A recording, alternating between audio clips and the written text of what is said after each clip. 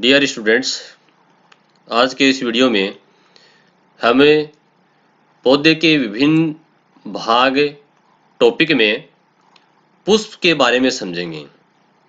जैसा कि आप जानते हैं कि पौधे के विभिन्न भागों में जड़, तना, पत्ती, पुष्प, फल और बीज ये सारे शामिल होते हैं। जड़, तना और पत्ती के लिए हमने पीछे वीडियो बना रखे हैं। आज हम पुष्प की बात करेंगे। तो इसी से संबंधित कुछ इंपॉर्टेंट जो बातें हैं वो अपन समझते हैं। पहले शैवाल जो कि थैलोफाइटा भी कहलाते हैं, यानी कि इनकी संरचना थैलस जैसी होती है। इनमें जड़, तना, पत्ती विविधित नहीं होती हैं। इसी प्रकार से ब्रायोफाइटा और टेरिडोफाइटा ये तीनों पादप जगत के ही पादप हैं।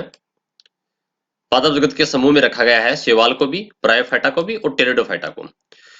इनमें फूल नहीं बनते हैं, और फूल नहीं होंगे तो फल भी नहीं होंगे, और ना ही बीज बनते हैं। यानी कि शैवाल, ब्रायोफाइटा और टेरिडोफाइटा में फूल, फल और बीज नहीं बनते हैं, इसलिए इनको क्रिप्टोगेम्स कहते हैं।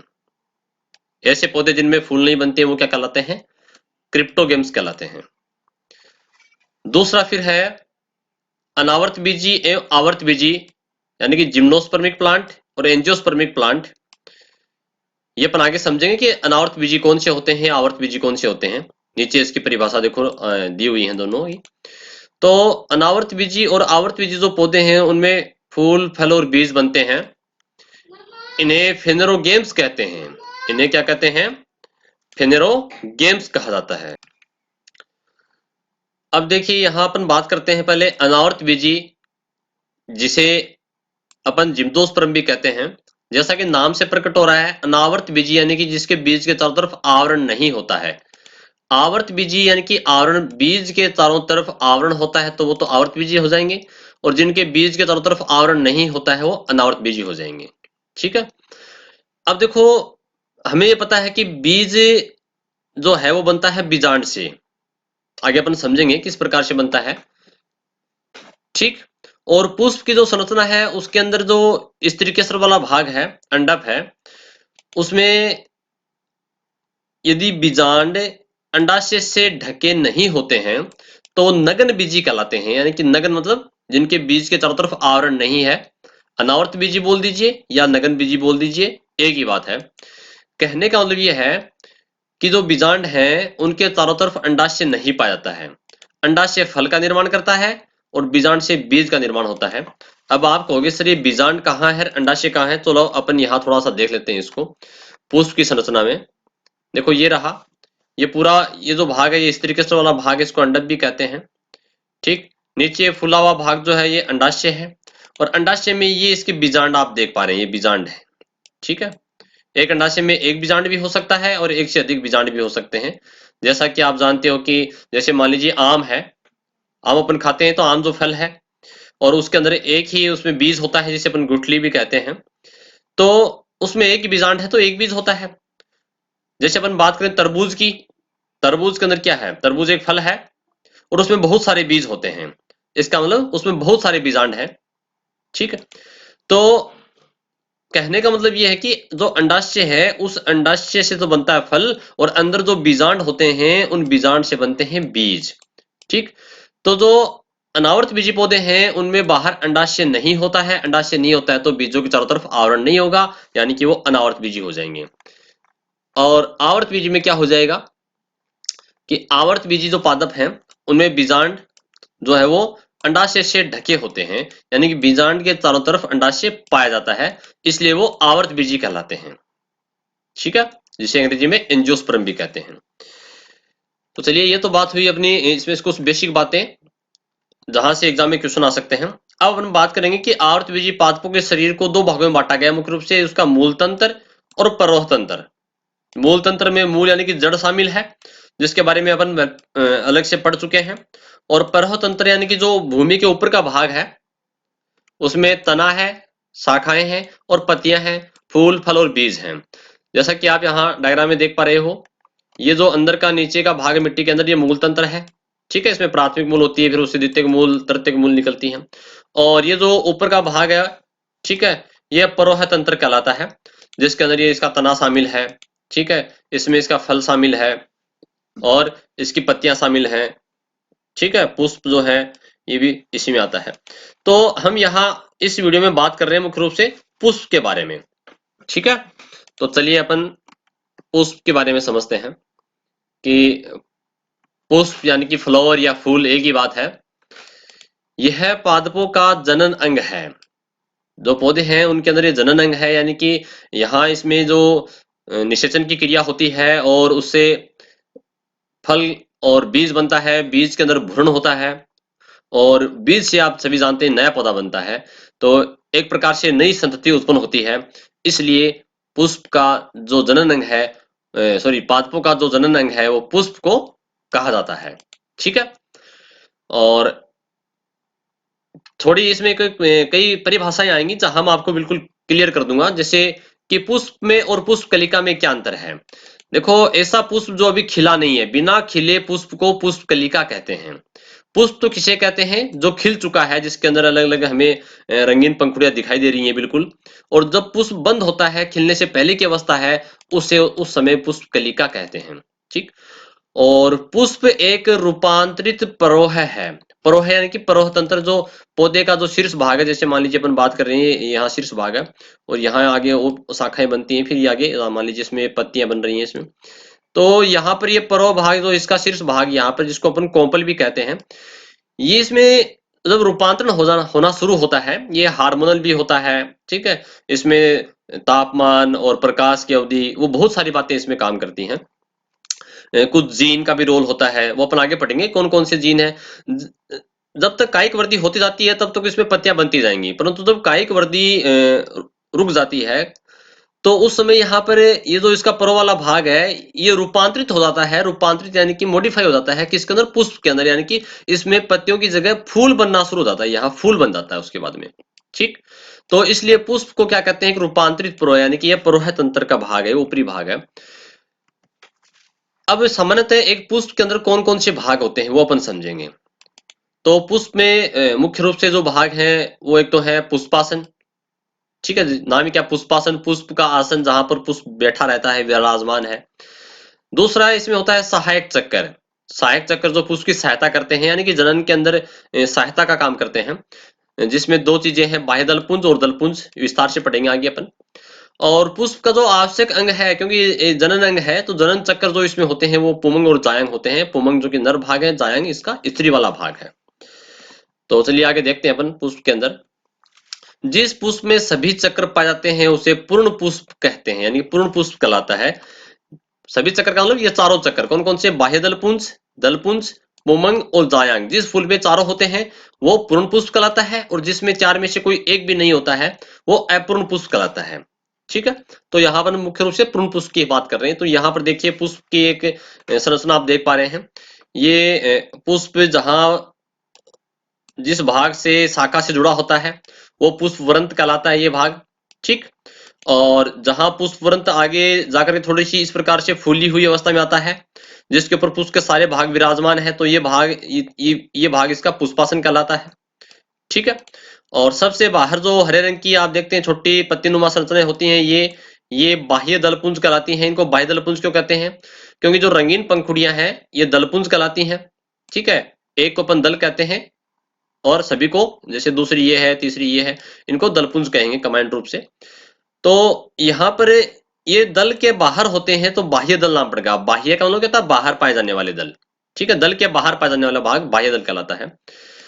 और पुष्प के जो नर भाग है आप देख पा रहे हो, ये संरचना, ये वाली देखो, ये, ठीक है, आप देख रहे हैं ये वाला, ये भाग, तो ये पुंकेसर कहलाता है जो कि नर भाग है। और इसमें ऊपर का फुला हुआ भाग जो है पराकोष कहलाता है, और जिस तंतु से ये जुड़ा होता है पुष्प से नीचे वो पुतंतु कहलाता है। इसी प्रकार से पुष्प के अंदर ये जो आप बीच वाली संरचना देख पा रहे हैं ये स्त्री केसरी या अंडप कहलाता है। और इसका ऊपर जो घुंडीनुमा भाग है ये वर्तिकाग्र कहलाता है। ये लंबी जो नलिका रूपी संरचना है ये वर्तिका, और नीचे का फूला हुआ भाग जो है, जो कि पुष्पासन से जुड़ा हुआ है, वो अंडाशय कहलाता है, ठीक है। और अंडाशय के अंदर ये बीजांड पाए जाते हैं, यहाँ पर ये बीजांड लिखा हुआ है। तो ये सारी चीजें अपन यहाँ एक एक को विस्तार से समझेंगे नीचे। तो देखिए यहाँ पर एक फिर से समझाया गया है पुष्प के अंदर जो भाग है कि यहाँ ये पुष्पवृंत जहां जुड़ा हुआ है, फिर यहाँ पुष्पासन है मान लीजिए। ठीक, ये हरे रंग की जो पंखुड़ियां हैं इन अंग्रेजी में बाह्यदलपुंज और कैलिक्स कहते हैं अंग्रेजी में। रंगीन पंखुड़ियों को कोरोला कहते हैं। ठीक है, दलपुंज को। और ये यहाँ पर बीच में एक जायांग है। ठीक, और इस प्रकार से इसके पुमंग है, पुरुष वाले पुंकेसर वाले भाग। तो एक कैलिक्स बाह्यदलपुंज जो कि सामान्यतः हरे रंग के होते हैं। कोरोला दलपुंज जो कि सामान्यतः रंगीन पंखुड़ियां वाली होती हैं। रंगीन पंखुड़ियां फूल में जो होती हैं वो सामान्यतः। ठीक है, और पुष्प के पुमंग बहुत सारी संख्या में होते हैं और जायांग ये पाया जाता है। सामान्यतः पुष्प में जायांग एक ही होता है। ठीक है, इसको अपन स्त्री केसर भी कहते हैं, इसकी इकाई को स्त्री केसर कहते हैं। तो पहले अपन बात करेंगे पुष्पासन की। ठीक है, थैलेमस की। यह पुष्पवृंत के शीर्ष का फूला हुआ भाग है। देखो अभी अपन ने समझा था, जो पुष्पवृंत, ये पुष्पवृंत जो भाग है इसका शीर्ष का ये भाग फूला हुआ जो भाग है ये पुष्पासन कहलाता है। ठीक है, इसी पर पुष्प के चारों चक्कर कौन कौन से हैं? जो सहायक चक्र में दोनों है बाह्यदलपुंज और दलपुंज, और जनन चक्र में पुमंग और जायांग। ठीक है, तो चारों चक्कर स्थित होते हैं किसके ऊपर? पुष्पासन से जुड़े होते हैं। पुष्प के भाग इसी पर आसन करते हैं, तो पुष्पासन कहलाएगा। अब हम इसके जो सहायक चक्र हैं जिसमें बाह्यदलपुंज और दलपुंज, पहले इनके बारे में समझेंगे। ठीक, तो बाह्यदलपुंज इसको कैलिक्स भी कहते हैं। यह पुष्प का सबसे बाहरी चक्र है जो पत्तियों जैसी हरी संरचनाओं युक्त होता है, यानी कि छोटी पत्ती जैसी संरचनाएं हैं, जो कि अभी अपन चित्र में देखा था। इसका एक सदस्य यानी कि अकेले को क्या कहते हैं? बाह्यदल या सेपल कहलाता है। ठीक है, अकेले को सेपल कहते हैं। यह पुष्प की कलिका अवस्था में आंतरिक अंगों की रक्षा करता है, यानी कि ये जब पुष्प बंद होता है, जैसे मान लीजिए पुष्प अभी खिला नहीं है, बंद है, ये लीजिए, जैसे मान लीजिए इसको मैंने बंद कर दिया पुष्प को, ये किसी शाखा से लगा हुआ है। ठीक, तो ये जो हरे रंग की पंखुड़ियां ये बाहर होती हैं बाह्यदल पुंज, ये बंद होता है तो ये अधिक तापमान से, धूप से, ठीक है, पुष्प की सुरक्षा करता है, ताकि ये सारे इसके जो भाग हैं, अंदर जो भाग हैं दलपुंज, पुंकेसर, स्त्रीकेसर, जब वो मेच्योर हो जाएंगे, परिपक्व हो जाएंगे, तब ये खिल जाता है। ठीक है, तो ये नीचे नीचे आती हैं पंखुड़ियां जो हरे रंग की हैं, ये इस प्रकार से नीचे आ जाती हैं, और जो रंगीन पंखुड़ियां हैं वो इस प्रकार से हो जाती हैं और स्त्रीकेसर और पुंकेसर बन जाते हैं। तो ये सुरक्षा करने का काम करता है मुख्य रूप से बाह्यदलपुंज। दलपुंज जिन्हें अपन कोरोला भी कहते हैं, ये रंगीन पंखुड़ियां होती है, सामान्यतः रंगीन होती हैं। ठीक है, पीले रंग की हो सकती हैं, गुलाबी हो सकती हैं, नीले रंग की हो सकती हैं, जैसा फूल का कलर है वो इन्हीं के कारण होता है। और ये बाह्य दलों के भीतर की ओर होती हैं, कि बाह्य दल के अंदर की तरफ आ जाती हैं। और इसकी जो इकाई है, यानी कि एक पंखुड़ी को क्या कहते हैं? दल या पेटल कहते हैं। ठीक है, यह परागण हेतु कीटों को आकर्षित करते हैं। परागण हेतु कीटों को आकर्षण का मतलब ये है, ये रंगीन चटक रंग के इसलिए होते हैं ताकि कीट, मधुमक्खी है, तितली है, ठीक है, भृंग है, भृंग यानी कि भंवरा है, वो आदि कीट जो हैं आकर्षित होकर के इनकी तरफ आए, इन रंगीन पंखुड़ियों को देख करके आए, और इनके अंदर पुष्प में जो स्त्री केसर वाला भाग है वहां मकरंद का स्तराणु भी होता है, जिसके कारण फूल में खुशबू भी आती है। उस खुशबू के कारण, स्मेल के कारण भी कीट आकर्षित होते हैं। तो यहाँ पर ये कीटों को आकर्षित करने के लिए रंगीन होते हैं। और मोस्टली जो रात में जो फूल खिलते हैं वो सफेद रंग के होते हैं, ताकि अंधेरे के अंदर जो है वो कीट, ऐसे कीट जो रात को बाहर निकलते हैं, वो उन फूलों को देख सकें। तो रात में खिलने वाले फूल जो है सफेद रंग के होते हैं, जैसे रात की रानी है। ठीक है, और भी बहुत सारे पौधे हैं जो सफेद रंग के होते हैं, वो मुख्य रूप से रात को खिलते हैं। तो ये परागण के लिए कीटों को आकर्षित करता है। और परागण क्या होता है ये अपन थोड़ा आगे समझ लेंगे। ठीक है, क्योंकि एक ही पॉइंट को बार बार समझने की आवश्यकता नहीं है। परागण का मतलब आगे अपन समझ लेंगे क्या होता है परागण। फिर दूसरा जो चक्र है वो है इसका जनन चक्र। जनन चक्र जो है उसको आवश्यक चक्र भी कहते हैं, क्योंकि फूल के अंदर बहुत जरूरी है। अगर जनन चक्र यानी कि पुमंग और जायंग नहीं होंगे तो फूल का कोई मतलब नहीं है, क्योंकि जनन की क्रिया नहीं हो पाएगी, निषेचन नहीं हो पाएगा, फल नहीं बनेगा, बीज नहीं बनेगा। ठीक है, इसलिए इसको आवश्यक चक्र भी कहते हैं, एसेंशियल होल्स भी कहते हैं।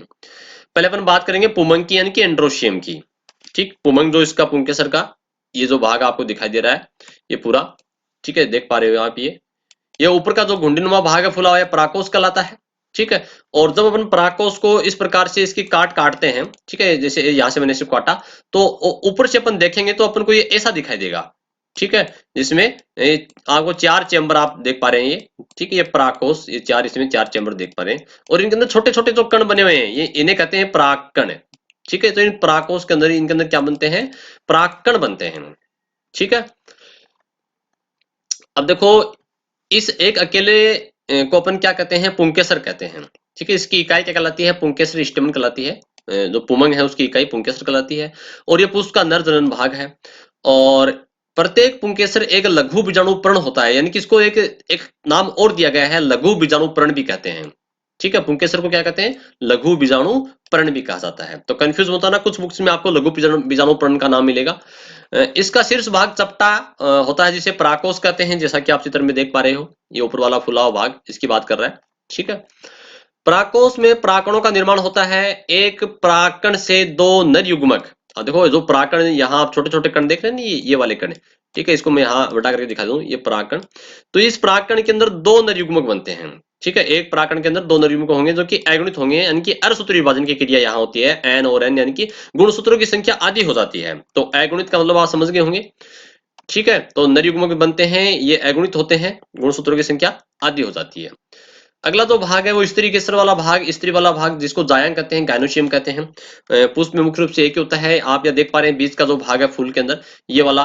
ठीक है, तो यहाँ ये इसका भाग जो बाहर वाला, ये अंडाशय है। ठीक है, इसके अंदर ये जो है बीजांड है, और ये बीचों बीच और दिख रहा छोटा अंदर वाला ये गोल सर्किल आपको, ये इसका भ्रूण कोश है।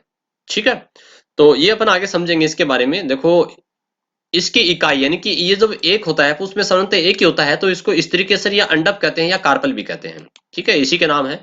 ये पुष्प का मादा जननांग है, स्त्री केसर वाला भाग है, मादा जननांग है। और प्राय एक पुष्प में एक ही स्त्री केसर होता है मुख्य रूप से। ठीक, प्रत्येक अंडप एक गुरु बीजाणुपर्ण होता है, यानी कि इसको गुरु बीजाणुपर्ण कहते हैं। पुंकेसर को तो कहते हैं लघु बीजाणुपर्ण। ठीक है, लघु माने छोटा और गुरु माने होता है बड़ा। ठीक है, तो इसको गुरु बीजाणुपर्ण कहा जाता है, एक अंडप या स्त्री केसर को। इसका शीर्ष भाग वर्तिकाग्र स्टिग्मा कहलाता है। देखो यहाँ पर अपन देख पा रहे हैं, ये वाला भाग, ये जो ये भाग है नहीं, ये वाला। ठीक है, स्टिग्मा कहलाता है। दूसरा ये जो ट्यूब दिख रही है आपको, ये इसकी क्या कहलाती है? स्टाइल, यानी कि वर्तिका कहलाती है। और नीचे का फूला हुआ भाग इसका अंडाशय ओवरी कहलाता है, जो कि मैंने अभी बताया था आपको, ये वाला भाग, ये इसका अंडाशय या ओवरी कहलाता है। अंडाशय में बीजांड होता है। ठीक है, देखो मैंने बताया, ये रहा, ये बीजांड है, और बीजांड के अंदर ये भ्रूण कोश होता है, और भ्रूण कोश में मादा युग्मक, यानी कि अंड कोशिका होती है। ये अंड कोशिका, ये मादा युग्मक है। ठीक है ना, एक अंड कोशिका होती है। तो यहाँ इसमें लिखा है, एक बीजांड में एक मादा युग्मक, ये भी अगुणित होती है, यानी कि अर्धसूत्री विभाजन से बनता है। ठीक है, गुणसूत्रों की संख्या आदि होती है, यानी कि अंड कोशिका होती है। अब देखो, ये तो बात होगी अपने पुष्प के चार जो पार्ट हैं उनके बारे में। अब थोड़ा सा एक अपन पढ़ेंगे, परागण क्या है, पोलिनेशन क्या है। परागण, देखो कंफ्यूज मत होना, ये परागकण नहीं है, वो परागकण है। क, वो कण तो छोटे छोटे जो पोलन होते हैं, पोलन ग्रेन्स होते हैं, वो परागकण कहलाते हैं। ये परागण है, पोलिनेशन इसको कहते हैं। ये एक विधि है, एक प्रोसेस है। ठीक है, तो पोलिनेशन क्या होता है देखो समझते हैं इसको। परागकोश से परागकणों का उसी प्रजाति के पुष्प की वर्तिकाग्र तक पहुंचने की क्रिया होती है। देखो समझिए, जैसे यहाँ पर ये आप पौधा, एक पौधा है ए प्लांट, और ये कोई बी प्लांट है, दूसरा पौधा है, और इस पौधे के अंदर ये फूल है, फ्लोर है, आप देख पा रहे हैं, ये दूसरा फूल है। ठीक है, ये इसमें फूल लगे हुए हैं इस प्रकार से। जब इस फूल का एक पुष्प का परागकण, ठीक है ना, ये परागकण उसी पुष्प या किसी दूसरे अन्य पुष्प, लेकिन जाति एक होनी चाहिए, प्रजाति एक। जैसे मान लीजिए आम का पेड़ है, तो आम के पेड़ के परागकण दूसरे आम के पौधे के स्त्री केसर की वर्तिकाग्र तक पहुंचते हैं। ठीक है, कहा, जैसे मान लीजिए यहाँ देखो, ये परागकण रहे, ये परागकण दिख रहे हैं ना, वो ये परागकण है। ये किसी जो कोई भी पौधा, मान लीजिए इसी पुष्प के अंदर ये परागकोश था, इस परागकोश में छोटे छोटे कण बने हैं। ये परागकण हवा के द्वारा, कीट के द्वारा, ठीक है, मधुमक्खी के द्वारा स्त्री केसर के इस वर्तिकाग्र, ये पूरा स्त्री केसर है। ठीक है, ये पूरा पुंकेसर है। ये परागकोश है, परागकोश में परागकण बनते हैं। ये परागकण हवा के द्वारा, जलीय पौधों में जल के द्वारा भी होता है। ठीक है, मधुमक्खियों के द्वारा, तितलियों के द्वारा, कीटों के द्वारा, कीड़े मकोड़ों के द्वारा ये परागकण एक पुष्प के या इसी पुष्प के स्त्री केसर के वर्तिकाग्र तक पहुंचने की प्रक्रिया, यहां से यहां तक पहुंचने की प्रक्रिया कहलाती है परागण। ठीक है, तो ये तो बात हुई परागण की। अब देखो, परागण जो है वो दो प्रकार का होता है मुख्य रूप से, स्व परागण और परपरागण। मान लीजिए एक पौधा है, इसी पौधे के फूल के परागकण इसी पौधे की स्त्री केसर के वर्तिकाग्र पे गिरते हैं, तो कहलाता है स्व परागण। और जब एक पौधा है, ठीक है, और उस पौधे के परागकण, ये जैसे मान लीजिए मधुमक्खी आप देख पा रहे हो, ये आपको दिखाई दे रही है यहाँ पर। ठीक है ना, ये परागकण इसके पंख से, इसके पैरों से चिपक करके या हवा के द्वारा कोई दूसरा पौधा बी पौधा है, यानी कि इस पौधे के परागकण दूसरे पौधे तक पहुंचते हैं, इस तरीके से कि वर्तिकाग्र पे गिरते हैं, तो वो पर परागण कहलाता है, वो कहलाएगा पर परागण। ठीक है।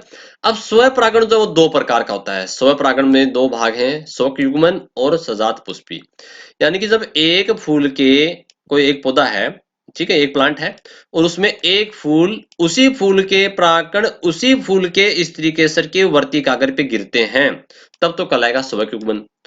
परंतु एक प्लांट, जैसे ये पौधा है, इसे एक पौधे के एक फूल के परागकण किसी दूसरे फूल, पौधा वही है, ठीक है ना, देखो यहाँ पर ये फूल है, इसमें ये पौधा है और ये ऊपर फूल लगा हुआ है, इसी प्लांट का, इसी पौधे का दूसरा फूल है लेकिन, ठीक है, तो वो सजात पुष्पी परागण कहलाएगा। अगर वही फूल है, ठीक है, उसी के परागण गिरते हैं तो स्वक युग्मन कहलाएगा, है दोनों स्वपरागणी। ठीक है। परंतु यहाँ पर फूल बदल जाता है, पौधा वही सेम रहता है। पर परागण में क्या होगा, पौधे दोनों अलग अलग हो जाते हैं। तो आप इस चित्र के माध्यम से आसानी से समझ सकते हैं इस चीज को। अब इसके बारे में थोड़ा सा अपन पढ़ते हैं। परागण दो प्रकार का होता है, स्व परागण सेल्फ पोलिनेशन और पर परागण क्रॉस पोलिनेशन। तो पहले अपन बात करेंगे स्व परागण की। जब किसी पुष्प के परागण उसी पुष्प की वर्तिकाग्र पर पहुंचते हैं, यानी कि वो सेम फूल है, एक ही उसी पौधे का है, तो स्वक युग्मन कहलाता है। ठीक है, कहने का मतलब एक फूल के परागण उसी फूल के स्त्री केसर के वर्तिकाग्र पे पहुंचते हैं तो स्वक युग्मन कहलाएगा। जैसे मटर में ऐसा होता है, ठीक है, एग्जाम्पल मटर है, इसको समझ लीजिएगा आप। आगे लिखा है कि उस पादप पर स्थित अन्य पुष्प, यानी कि पौधा वही है लेकिन फूल दूसरा है, उसकी वर्तिकाग्र पे अगर परागण पहुंचते हैं तो सजात पुष्पी परागण कहलाता है। जैसे मक्का है, ककड़ी है, ठीक है, ऐसा इसमें होता है। अब ये मक्का ककड़ी में ऐसा क्यों होता है, क्योंकि मक्का ककड़ी के अंदर नर जो पुष्प है वो थोड़ा अलग होते हैं, और ककड़ी जो होती है उसके अंदर भी नर पुष्प और मादा पुष्प दोनों अलग अलग होते हैं। ठीक है, पौधा वही होता है। तो इसमें जैसे मान लीजिए आपने मक्का का पौधा, अगर अपन आपको मैं ले चलता हूँ, दिखाता हूँ, यहाँ पर ये रहा, देखो ये मक्का का पौधा आपने देखा भी होगा। ये नर पुष्प ऊपर लगते हैं, ये नर पुष्प है ये, ठीक है ना। और ये मादा पुष्प जो मक्का का भुट्टा अपन जब खाते हैं, जो शीटा अपन खाते हैं, वो मादा पुष्प होता है, जिसके अंदर बीज बनते हैं ना, दाने बनते हैं, ठीक है ना, ये इसमें, ये यहाँ पर होता है। ठीक, तो यहाँ पर यानी कि पौधा तो वही है, पौधा एक ही है। इस पौधे के परागकण जो है वो यहाँ गिरेंगे इसके ऊपर, और वर्तिका जो बाहर निकली होती है, जो रेशे से रेशे बाहर निकले होते हैं ना, अपन मक्का खाते हैं तो उसमें धागे से धागे होते हैं बहुत सारे। भुट्टा अपन खाते हैं तो देखा भी होगा आपने, छीलते हैं उसको, सेक करके भून के खाते हैं तो वो उसमें क्या है, वो इसकी इस तरीके से की वर्तिकाग्र वाला भाग है वो। तो इस प्रकार से हमने यहाँ पर मक्का और इसका एग्जाम्पल देखा, ककड़ी का। ककड़ी जो कुकुरबिटेसी कुल का पादप है, उसके अंदर भी ऐसा ही होता है। जैसे ककड़ी के अंदर बेल एक ही है, ठीक है, और उसमें फूल अलग अलग हो सकते हैं, नर पुष्प अलग है, मादा पुष्प अलग है। अगला है पर परागण। पर मतलब दूसरा पौधा होगा। जब किसी पुष्प के परागकण उसी प्रजाति के, देखो प्रजाति वो सेम होनी चाहिए, ठीक है, के अन्य पादप के पुष्प की वर्तिकाग्र पे पहुंचते हैं तो वो पर परागण कहलाएगा। और देखो पर परागण जो है वो अपन कृत्रिम तरीके से भी करा सकते हैं, जैसा कि मेंडल ने किया था। मेंडल ने जो आनुवंशिकी के पिता जिनको कहा जाता है फादर ऑफ जेनेटिक्स से, तो मेंडल ने पर परागण की जो विधि कामिल थी फूलों के अंदर, वो विपुंसन के द्वारा कामिल था। ठीक है, इमास्कुलेशन। तो क्या है देखो समझते हैं। मेंडल ने स्व परागण को रोकने के लिए पुष्पों से पराकोष को परिपक्व होने से पहले ही हटा दिया। ठीक है, यानी कि अगर क्या पता स्व परागण हो जाए, जैसे मान लीजिए ये पुष्प आप देख रहे हो, इसका पराकोष, और इसमें आज छोटे छोटे छोटे छोटे दिख रहे हैं आपको, ये परागकण है। जब ये परागकण इस स्त्री केसर के वर्तिकाग्र पे गिरेंगे, ठीक है, ये स्त्री केसर की वर्तिका के ऊपर है, ठीक है, वर्तिका, जब स्त्री केसर की वर्तिका पे यहाँ गिरेंगे तो स्व परागण हो जाएगा। परंतु मेंडले चाहता था कि मैं पर परागण भी करूं। कुछ पौधों में उसने स्व परागण के द्वारा प्रयोग किए है ना, एक संकर संकरण, द्वितीय संकर संकरण, पर परागण भी किया उन्होंने। तो इसके लिए उन्होंने क्या किया, जब ये फूल जो ही खिलता है अपरिपक्व अवस्था में, इन पराकोष के ये जो पूतंतु हैं, पुंकेसर के पूतंतु, यहाँ से इनको काट दिया, यहाँ से इनको काट दिया, ठीक है, इनको काट करके फेंक दिया। तो उससे क्या होगा, इसमें स्व परागण नहीं होगा, क्योंकि इसके अंदर तो पुंकेसर है ही नहीं अब। ठीक है, तो कृत्रिम तरीके से पुंकेसरों को यहाँ से हटाने की प्रक्रिया को विपुंसन कहते हैं, इमास्कुलेशन कहते हैं। समझ में आया होगा। तो ये विपुंसन की प्रक्रिया है ताकि इसमें पर परागण करवाया जा सके, दूसरे पौधे के परागण इस तक लाए जा सके, इनका छिड़काव किया जा सके। और परागण की क्रिया मुख्यतः कीटों के द्वारा, अगर क्वेश्चन ये बनता है कि परागण की क्रिया सबसे ज्यादा किससे होती है, तो मधुमक्खी कीट से होती है। कीटों में मधुमक्खी कीट से होती है। और वायु के द्वारा भी होती है। मधुमक्खी कीट ये तो जैविक कारक है परागण में, और जल है, वायु है, ये अजैविक कारक है इसके। अब अपन पढ़ेंगे निषेचन, क्योंकि अपन ने पढ़ा है कि पुष्प जो है वो पौधे के जनन अंग है। तो जो जनन अंग होते हैं वहां उनमें निषेचन की क्रिया होती है, और निषेचन होगा तभी तो क्या होगा, उसमें फल बनेगा, फल के अंदर बीज बनेगा, बीज के अंदर भ्रूण बनेगा, ठीक है, और भ्रूण से फिर नया पौधा जर्मिनेट होगा, नया पौधा विकसित होता है। तो निषेचन क्या है? निषेचन की परिभाषा होती है नर युग्मक और मादा युग्मक के मिलने को निषेचन कहते हैं। तो थोड़ा सा अपन यहाँ एक बार रफली समझ लेते हैं, उसके बाद में पढ़ेंगे विस्तार से। आपको ये पता है कि ये पुंकेसर वाला, ये पूरा पुंकेसर है, ठीक है, इसमें ऊपर ये प्राकोष, प्राकोष में छोटे छोटे कण है प्राकण। ये प्राकण जब स्त्रीकेसर की वर्तिकाग्र पे गिरते हैं, ये पूरा भाग ये स्त्रीकेसर है, ठीक है ना, यहाँ से यहाँ तक आप देख पा रहे हैं ये स्त्रीकेसर। जब ये प्राकण इस पुष्प के स्त्रीकेसर की वर्तिकाग्र पे गिरेंगे, तो यहाँ ये जो प्राकण गिरता है तो उसके अंदर एक ट्यूब निकलती है, नलिका निकलती है। देखो आप देख पा रहे हैं यहाँ एक छोटी सी ट्यूब निकल रही है, यहाँ से एक ट्यूब निकल रही है, ये एक ट्यूब देखो यहाँ से निकल करके यहाँ तक अंदर पहुंच चुकी है अंडाशय के अंदर आकर के। फिर यहाँ पर ये बीजांड वाला भाग है, ये बीजांड है इसका, उस बीजांड के अंदर ये बीजांड द्वार होता है, एक छिद्र होता है जहां से पराग नलिका एंट्री करती है। और ये जो पराग नलिका है, मैंने बताया था कि जो परागकण है उस परागकण के अंदर दो नरयुग्मक होते हैं।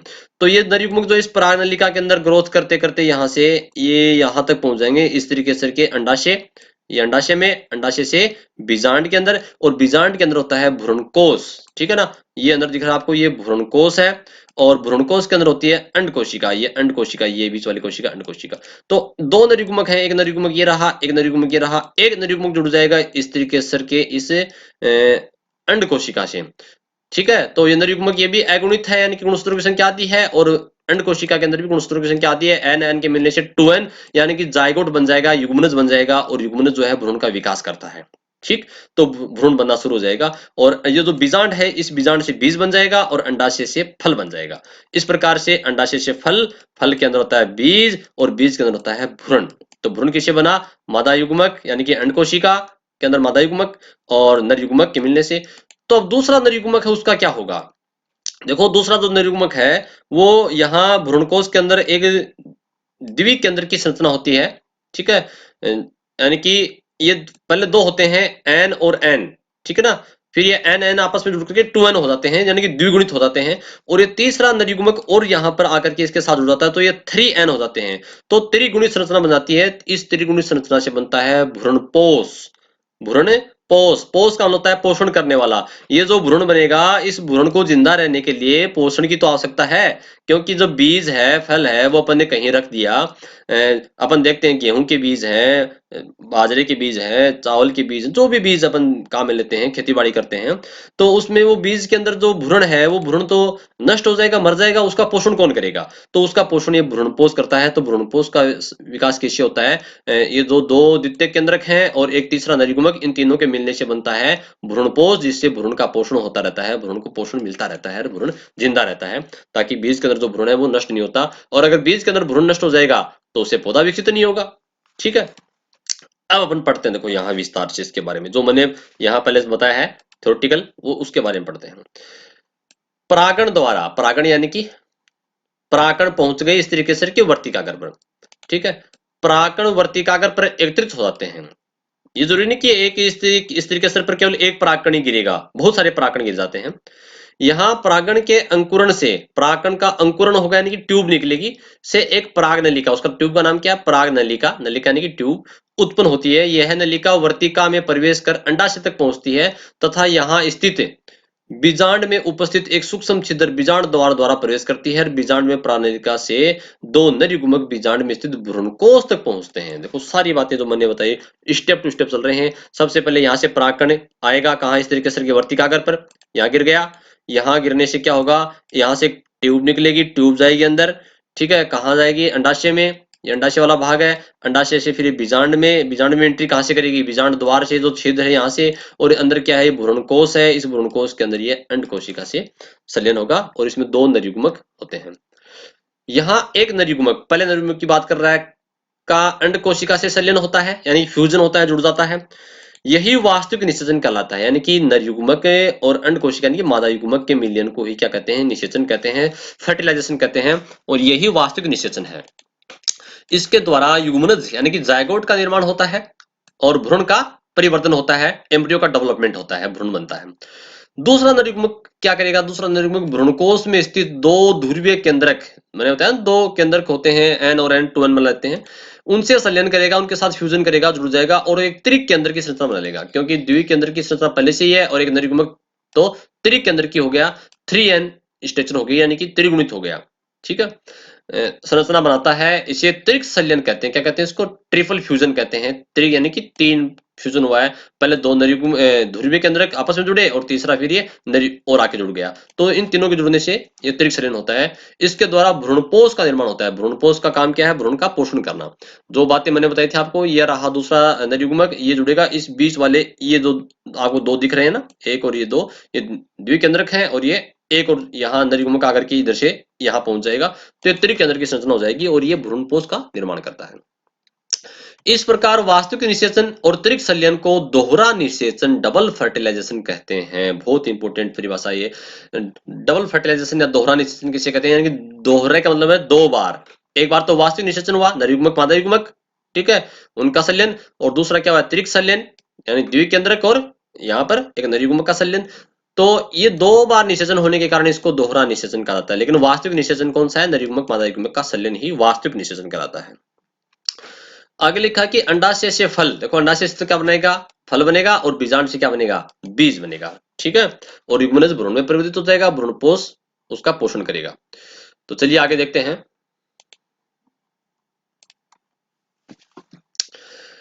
अब अपन बात करेंगे पुष्प की।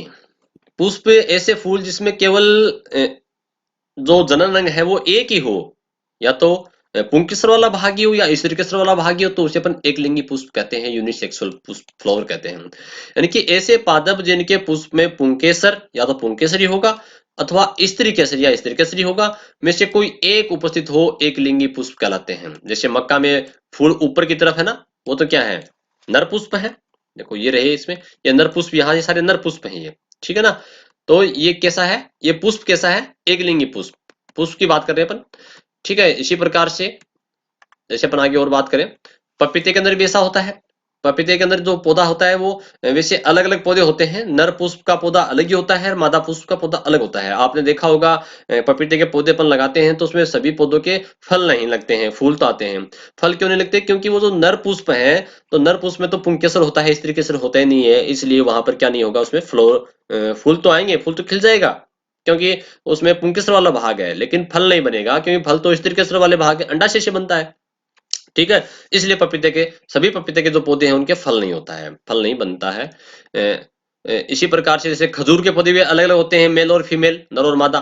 ठीक है, ककड़ी के अंदर भी फूल जो है एक ही पौधे के ऊपर, जैसे ये बेल है पूरी ककड़ी की कुकुरबेटी सी जो है ना, ये अपन देखते हैं, तो इसमें एक फूल तो होगा नर वाला और दूसरा फूल मान लीजिए मादा वाला, इसमें पुंकेसर है और इसमें स्त्रीकेसर हो सकते हैं। ठीक है, तो ये पुष्प कैसा हो जाएगा, एक लिंगी, ये पुष्प भी एक लिंगी, क्योंकि एक ही पार्ट है इसमें। ककड़ी, खीरा, ठीक है, तरबूज वगैरह सब इसी में आते हैं, तोरो तुराई जो है, और अरंडी जो है, ठीक है, कस्टर्ड जो होता है वो भी इसी के अंदर आता है, उसके अंदर भी फूल जो होते हैं वो एक लिंगी होते हैं। ये एक लिंगी फूलों की कुछ एग्जाम्पल है। फिर है द्विलिंगी पुष्प, जिसमें दोनों हो फूल के अंदर, स्त्रीकेसर और पुंकेसर। ऐसे पादप जिनके पुष्प में पुंकेसर स्त्रीकेसर दोनों उपस्थित होते हैं, द्विलिंगी पुष्प कहलाते हैं, द्विलिंगी पुष्प कहते हैं उनको।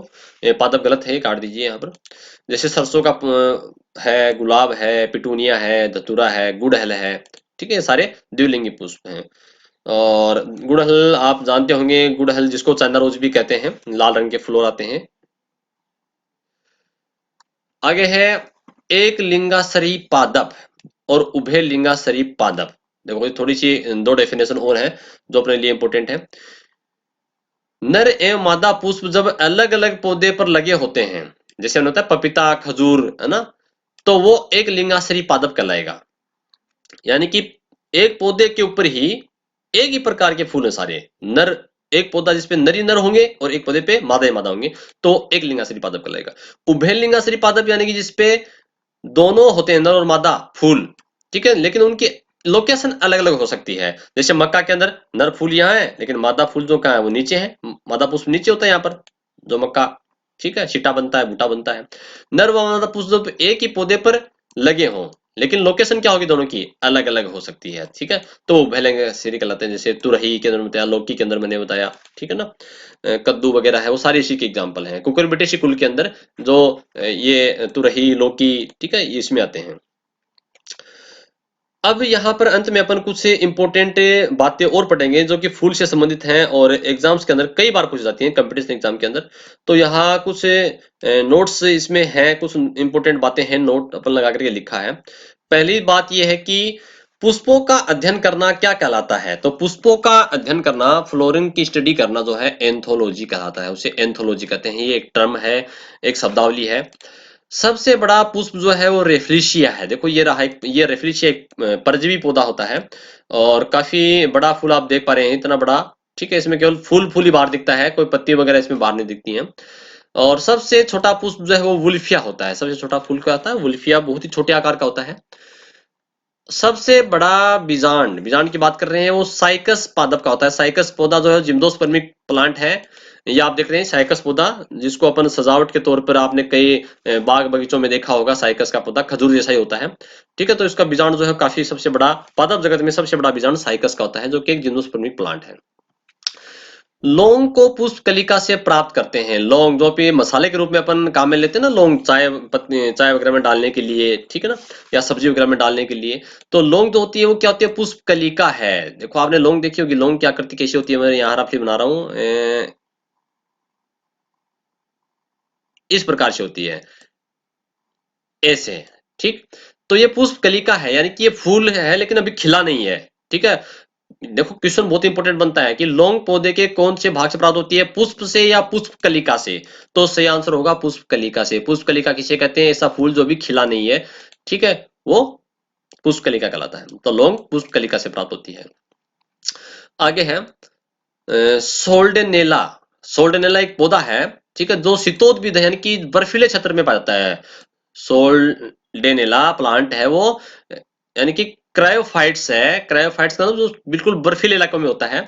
और एक पुष्पी पादप है, इसमें फूल होता है जो बर्फ में दबा रहता है। ये पौधा बर्फ में दबा रहता है, लेकिन जब इसमें फ्लोवरिंग होती है, पुष्पन होता है, तो उस समय केवल पुष्प ही बाहर निकलता है। यानी कि ऐसा लगता है कि बर्फ के ऊपर किसी ने फूल बिछा रखे हों, ठीक है ना, ऐसा प्रतीत होता है। लेकिन है क्या वास्तव में, पौधा नीचे दबा होता है और उसका फूल फूल बाहर निकलता है। जब बर्फ पिघलती है, क्लाइमेट चेंज होता है, उस समय ऐसा होता है। सब्जी के रूप में अपन जो फूल गोभी खाते हैं, उस फूल गोभी का वैज्ञानिक नाम है ब्रेसिका ओलेरेशिया, और इसकी वेराइटी जो है वो है बोट्रोटिस, ठीक है ना।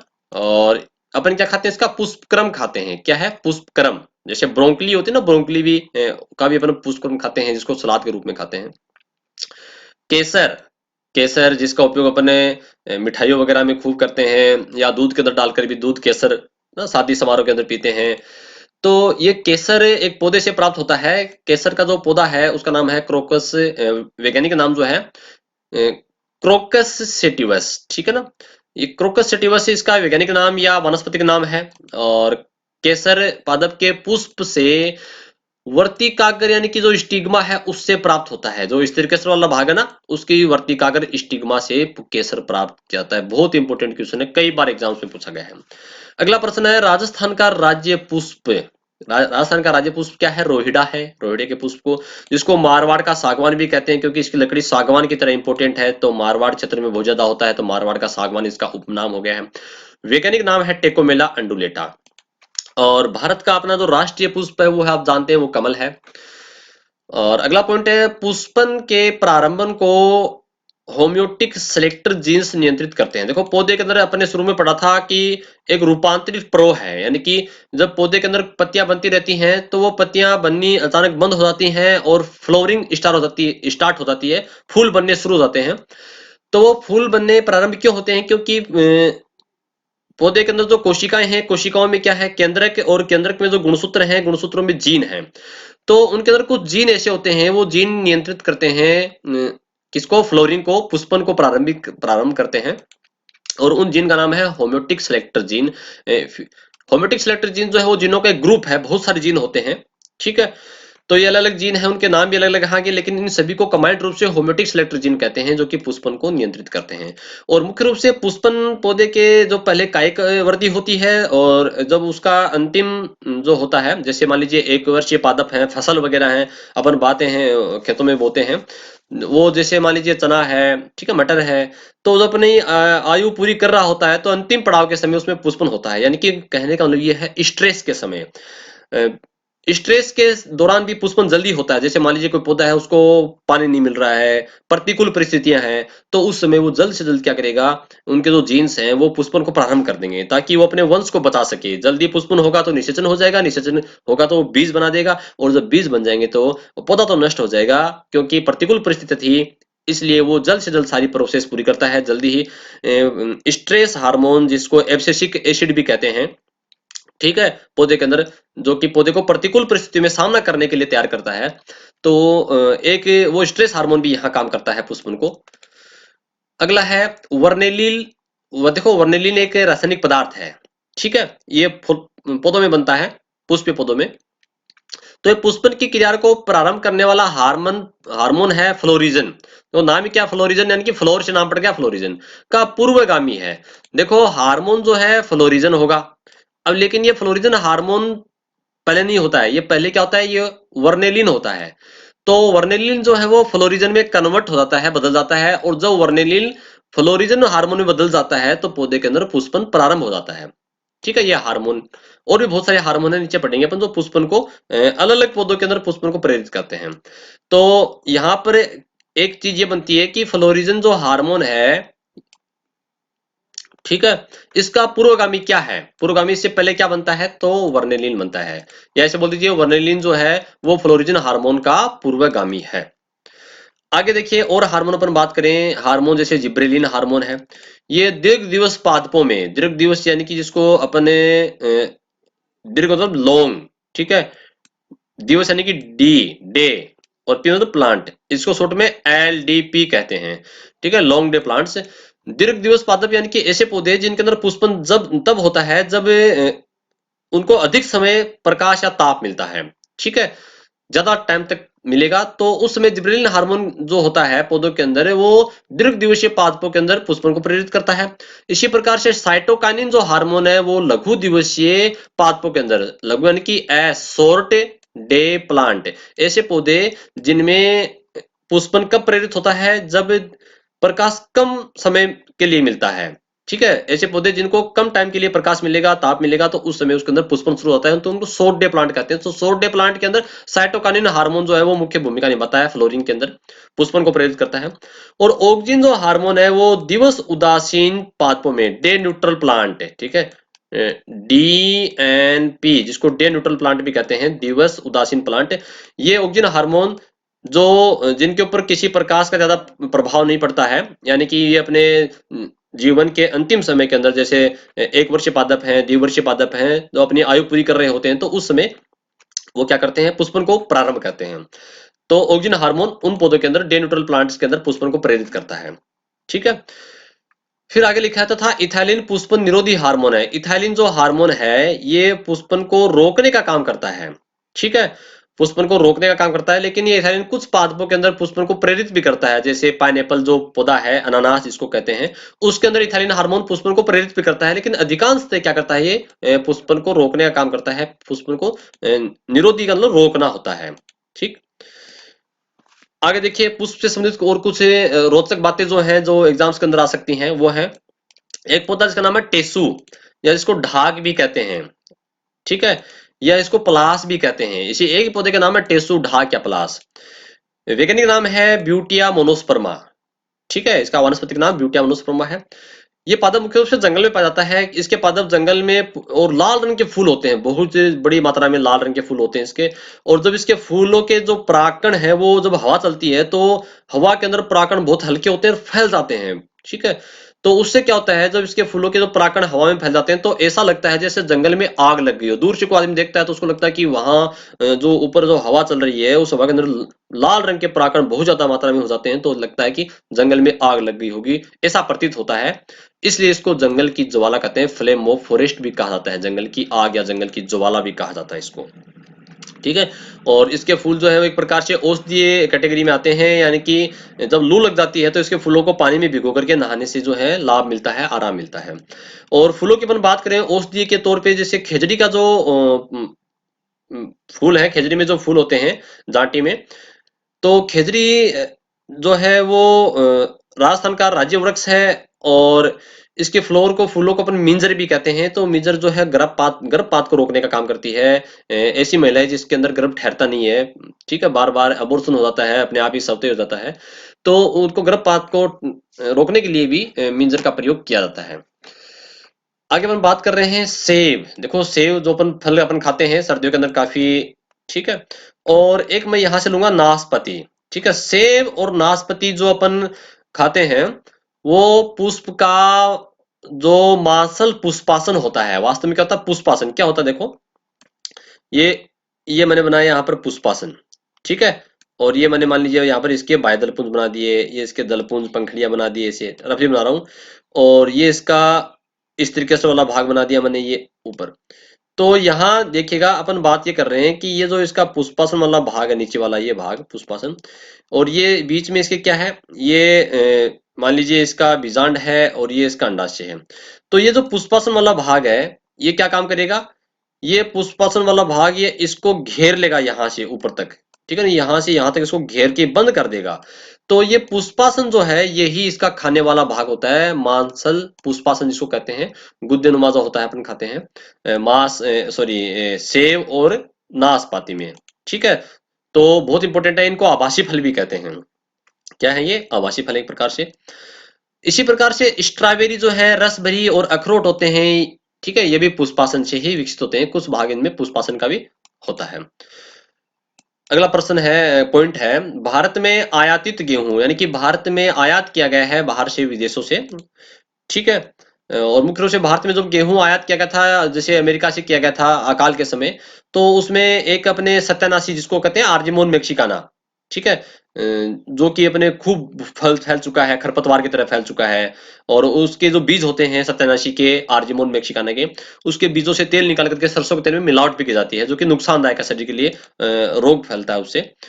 तो यहाँ बात हो रही है कि गेहूं के साथ में आया हुआ एक पौधा है जिसका नाम है गाजर घास, ठीक है। गाजर घास जिसको अपन छिटक चांदनी भी कहते हैं, इसको कांग्रेस घास भी कहते हैं, कांग्रेस ग्रास भी कहते हैं, या वैज्ञानिक नाम जो है वो है पार्थेनियम, ठीक है। ये इसी पौधे के नाम है, सबके सब इसी के नाम है।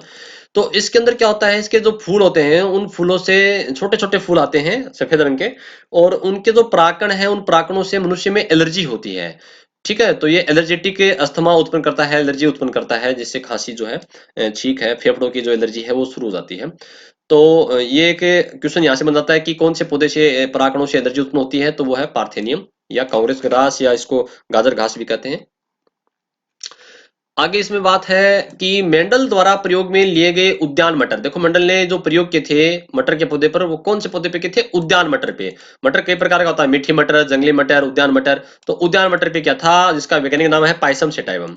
तो उसमें पुष्प की जो स्थिति होती है, देखो पुष्प पौधे के जैसे मान लीजिए एक तो यहाँ शाखा के ऊपरी ऊपरी यहाँ लगा है, ठीक है। और एक पौधे के अंदर पुष्प मान लीजिए यहाँ लगा है, यहाँ लगा है, ठीक है, यहाँ लगा है। तो इनकी बात कर रहा है। तो मटर के अंदर जो बात मेंडल ने की थी, तो पुष्प की जो कक्षीय स्थिति है, कक्षीय बोल दीजिए, अक्षीय बोल दीजिए, एक्सल बोल दीजिए की बात है। तो वो स्थिति तो क्या होती है, वो स्थिति प्रभावी होती है, कौन सी, ये वाली जो फूल यहाँ लगते हैं, ठीक है ना, ये कक्षीय स्थिति है, एक्सियल स्थिति है। ये कंडीशन प्रभावी है, प्रभावी जीन इसको कंट्रोल करता है। और जो अग्रस्त या टर्मिनल होती है, ठीक है, ये वाली कौन सी, जो शाखा के ऊपरी ऊपर फूल लगता है किनारे पे सबसे अंत में, टर्मिनल यानी कि एंड जो पार्ट है अंतिम किनारा, टर्मिनल, अग्रस्त, अग्रस्त यानी कि सबसे आगे। तो ये इसमें अप्रभावी कंडीशन होती है, क्योंकि मेंडल ने जो प्रभावी और अप्रभावी पौधों के जो विपरीत लक्षणों पे जो प्रयोग किए थे उनकी बात कर रहा है। चलिए आगे देखते हैं। एक पायरेथ्रिन नामक एक केमिकल होता है, एक रासायनिक पदार्थ होता है जो पौधे के फूल से ही प्राप्त होता है। पायरेथ्रिन, देखो नाम याद रखिएगा, पायरेथ्रिन नाम है इसका। और ये कौन से पौधे से प्राप्त होता है, क्राइसेंथेमम, ठीक है। पौधे का नाम क्या है, क्राइसेंथेमम पौधे से पायरेथ्रिन प्राप्त होता है। और ये पादप के पुष्पों से निकलता है, किससे निकलता है, फूलों से निकलता है, ठीक है। और इसका उपयोग घरेलू कीटों एवं पशुओं के पीड़क जीवों से बचाव में करते हैं। यानी कि एक प्रकार से ये जो पौधे के फूल हैं वो भी औषधि के रूप में काम में लिए जाते हैं, ठीक है, दवाई के रूप में काम लेते हैं। अगला है परागकण। जो परागकण होते हैं ना पौधे में, जो परागकण बनते हैं, ठीक है, पुंकेसर में छोटे छोटे जो कण बनते हैं, परागकण, पोलन ग्रेन्स, पोषणों से भरपूर होते हैं। कुछ पौधों के अंदर जो परागकण है उसके अंदर काफी मात्रा में न्यूट्रिएंट्स होते हैं, पोषक पदार्थ होते हैं, विटामिन होते हैं, ठीक है ना, जिससे काफी एनर्जी मिलती है। तो कुछ पौधों के परागकण है वो एनर्जी भी उत्पन्न करते हैं, जैसा कि अपने पढ़ा था पार्थेनियम ऊपर, ठीक है। लेकिन कुछ पौधों के परागकण जो है वो पोषण से भरपूर होते हैं, उसमें पौष्टिक चीजें होती हैं, न्यूट्रिएंट्स होते हैं। और पश्चिमी देश जो वेस्टर्न कंट्री है उनके अंदर पराग उत्पाद की गोलियां यानी कि परागकणों से उनका उत्पादन करके उनसे उनकी टैबलेट बनाती हैं, टैबलेट्स बनाते हैं, उनकी सिरप यानी कि दवाई बनाते हैं, और संपूरक आहार के रूप में यानी कि कप्लीमेंट्री फूड के रूप में, ठीक है ना, सप्लीमेंट्री बोल दीजिए, यानी कि जिसकी पोषक तत्व की अपने शरीर में कमी है उसकी पूर्ति करते हैं, क्योंकि ये पोषण से भरपूर होते हैं। और मुख्य रूप से ज्यादा पोषण किनको चाहिए, जो धावक खिलाड़ी होते हैं, ठीक है, या धावक घोड़े हैं, रेसिंग वाले जो घोड़े हैं होते हैं, जो दौड़ के अंदर जो घोड़े काम लिए जाते हैं, उनको इनको खिलाया जाता है, किनको, परागकणों को खिलाया जाता है। कौन खाता है, या तो खिलाड़ी खाते हैं, क्योंकि उनको ज्यादा स्टेमिना की आवश्यकता होती है, ज्यादा एनर्जी की आवश्यकता होती है, उनकी जो कार्य दक्षता है उसकी वृद्धि इंक्रीज हो जाती है, उनकी कार्य दक्षता में, ठीक है, इंप्रूवमेंट होता है, तो उसके लिए इसका प्रयोग करते हैं, किसका, परागकणों का पोषण के तौर पे भी प्रयोग किया जाता है। और अंत में अपन बात करेंगे एक पौधा है जिसका नाम है कनकौआ, ठीक है, कोमेलिना नाम जिसका नाम है, कोमेलिना। इसके पादप की जड़ों के अंदर पुष्प पाए जाते हैं। देखिए आपने अब तक देखा होगा कि फूल जो होते हैं वो पौधे के ऊपर ही होते हैं, बाहर ही होते हैं, लेकिन एक पौधा ऐसा भी है जिसकी जड़ में, ठीक है, फूल लगे होते हैं, और जड़ में जो फूल होते हैं वो कभी खुलते नहीं है, यानी कि खिलते नहीं है, क्योंकि बाहर जो फूल होता है वो तो खिल जाएगा, ठीक है, लेकिन जड़ के अंदर मिट्टी उसको खिलने नहीं देती है, मिट्टी की वजह से वो बंद रहता है, और जब फूल बंद होते हैं, बंद ही रहते हैं, खिलते नहीं है, तो उसे अनुन्मील्यता कहते हैं, यानी कि ऐसे फूल जो कभी नहीं खिलते हैं वो अनुन्मील्यता कहलाता है, ठीक है। और उनके अंदर फिर क्या होता है, स्वपरागण ही होगा, क्योंकि फूल जब बंद रहेगा तो उसके परागकण बाहर नहीं जा पाएंगे। ये कनकवा का पौधा आप देख पा रहे हो, ठीक है, ये बाहर वो जो दिख रहा है ये तो यहाँ ऊपर वाला भाग, ठीक है, ये फूल तो खिले हुए हैं आप देख रहे हो लाल रंग के, लेकिन ये मिट्टी के अंदर जो आप देख रहे हैं ना, ये गोल गोल गांठे सी गांठे यहाँ, ये फूल है, ये बंद फूल रहते हैं मिट्टी के अंदर। तो ये बाहर वाला जो भाग है ये मैंने आपको यहाँ दिखाया है, ठीक है, फूल आप देख पा रहे हैं, ये फूल इसके, और नीचे अंदर जो जड़ के अंदर जो फूल बने हुए हैं वो मैंने इस चित्र में यहाँ दिखाया, देखो अपने मेरे हाथ के अंदर ये दिख रहा है आपको, ये वाला ये भाग है ना, ये फूल है, ये सारे फूल है, ये फूल बंद रहता है, मैंने इसको थोड़ा सा खोल के दिखाया है। इसमें भी वो बाह्य दलपुंज पुंकेसर इस तरीके से सब होते हैं, ठीक है। जैसे यहाँ पर नीले रंग का फूल खिला हुआ बाहर दिख रहा है आपको, वो ही यहाँ पर नीले रंग का ही इसमें बाह्य दलपुंज पाया जाता है, उसी कलर का। तो इस प्रकार से हमने आज के इस वीडियो में जो पुष्प है उस पुष्प के बारे में समझा, पुष्प की संरचना के बारे में समझा, किस प्रकार से निषेचन होता है, किस प्रकार से पौधे जो हैं वो अगली जनरेशन, अगली पीढ़ी का निर्माण करते हैं बीज के द्वारा, बीज में जो भ्रूण है, फल का निर्माण कैसे होता है, और बहुत जो इसमें इम्पोर्टेंट बहुत सारी बातें जो अक्सर एग्जाम्स में पूछी गई हैं और पूछी जा सकती हैं। Thank you.